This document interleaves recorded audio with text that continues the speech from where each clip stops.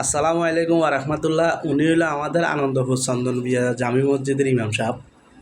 তো উনি আমারে বললো যে ভাই আপনারা তো মোল্লা ফাউন্ডেশনের পক্ষ থেকে অনেক জায়গায় অনেক কিছু দেন। আমাদের নোয়াখালীতে, আপনাদের বাড়ি কোন জায়গা হুজুর? নোয়াখালী হাতিয়া। নোয়াখালী হাতিয়া। কথা আমাদের হাতিয়াতে একটা মসজিদের জন্য একটা গড়ি দেন মোল্লা ফাউন্ডেশনের পক্ষ থেকে। তো আমি ইনশাল্লাহ মোল্লা ফাউন্ডেশনের অনারকে বললো, আমার সাথে সাথে বললো যে বানাই ফেলো, কত টাকা আমি দিয়ে দিতেছি, বানাই ফেলো। তো এটা বানাই দিলাম হেদের মসজিদের জন্য মোল্লা ফাউন্ডেশনের পক্ষ থেকে।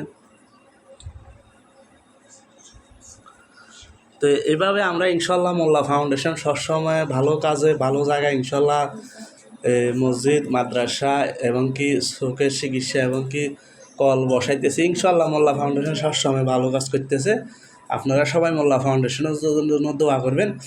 আর আমার অনেকজনে জিজ্ঞেস করে মোল্লা ফাউন্ডেশন কি তোমাদের একজনের না পুরা বাড়ি? এই মোল্লা ফাউন্ডেশন কিন্তু একটা বাড়ির নাম, কিন্তু এই মোল্লা ফাউন্ডেশনে ব্যয়বহুল খরচ যা একজনে করে।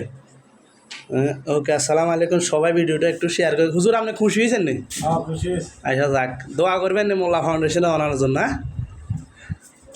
তো ওকে, আসসালামু আলাইকুম রহমতুল্লাহ।